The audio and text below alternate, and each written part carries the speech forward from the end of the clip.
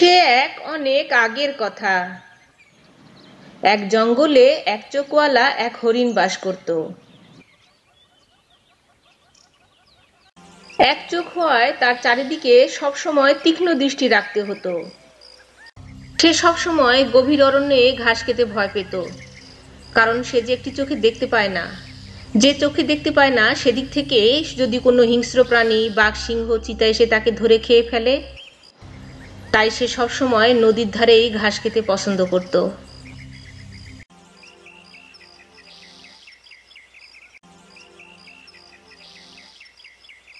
আরে বন্ধু হরিণ যে, কোথায় থাকো তুমি? তোমার তো দেখাই পাওয়া যায় না। কি আর বলবো বন্ধু তোমাকে, তুমি তো জানো আমার একটা চোখ নেই, তাই আমি নদীর পাড়ে গিয়ে ঘাস খাই।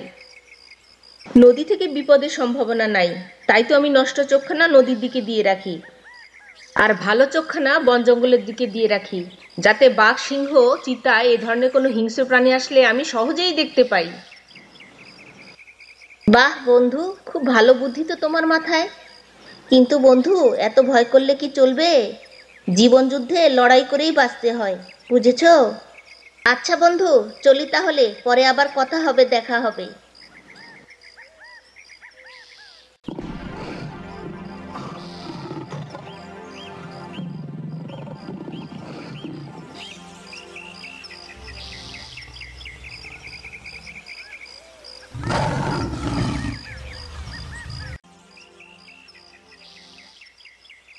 সকাল থেকে ঘুরে ঘুরে একটাও শিকার জোটাতে পারলাম না।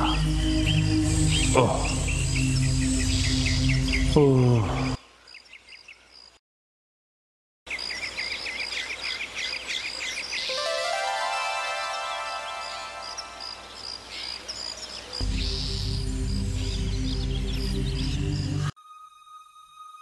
ওহ, গরু, মহিষ, হরিণ, ছাগল কিছুই জোটাতে পারলাম না আজ।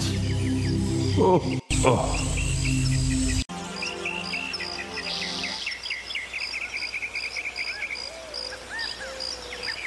পেটের মধ্যে যেন আগুন জ্বলছে, কি যে করি।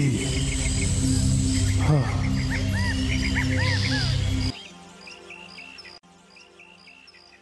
হয়তো হয়তো একটা গুহা দেখা যাচ্ছে।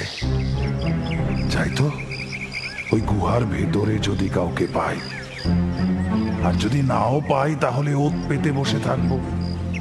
আর রাত হলে নিশ্চয়ই কেউ না কেউ এখানে আসবে, তখন তাকেই না হয়।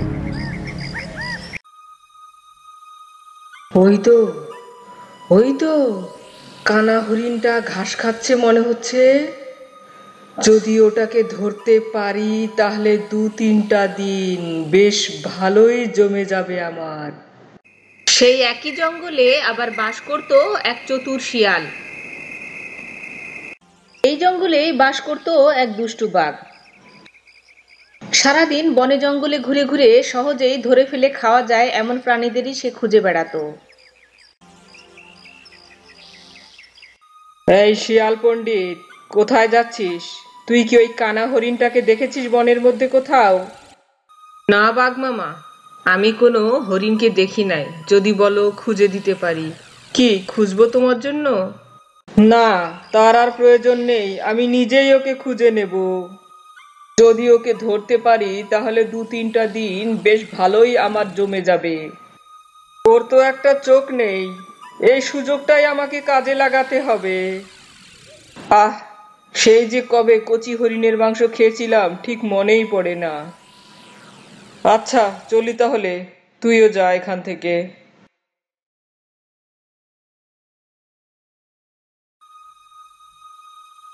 তাই বন্ধু হরিণ, তুমি একটু সাবধানে থেকো। বাঘ, সিংহ থেকে শুরু করে সব প্রাণী তোমাকে খাওয়ার জন্য ওৎ পেতে আছে। ধন্যবাদ বন্ধু আমাকে সতর্ক করার জন্য। এরই মাঝে এক দুষ্টু শিকারীকে বনের মধ্যে ঘোরাফেরা করতে দেখা গেল।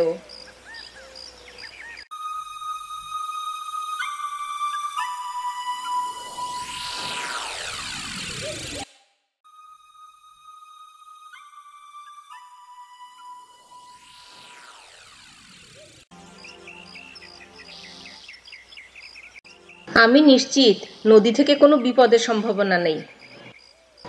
অন্ধ চোখখানা নদীর দিকে দিয়ে রাখি, আর ভালো চোখখানা বন জঙ্গলের দিকে দিয়ে রাখি। আর আবহাওয়াটাও খুব চমৎকার, পেটটা ভরে ঘাসটা খেয়ে নেই, যাতে আরো 2-4 দিন না খেয়ে থাকলেও কোনো সমস্যা না হয়। এভাবেই হরিণ নিশ্চিন্ত মনে ঘাস খেয়ে যেতে থাকে। কিছুক্ষণের মধ্যেই হরিণের জন্য বড় ধরনের বিপদ অপেক্ষা করছিল।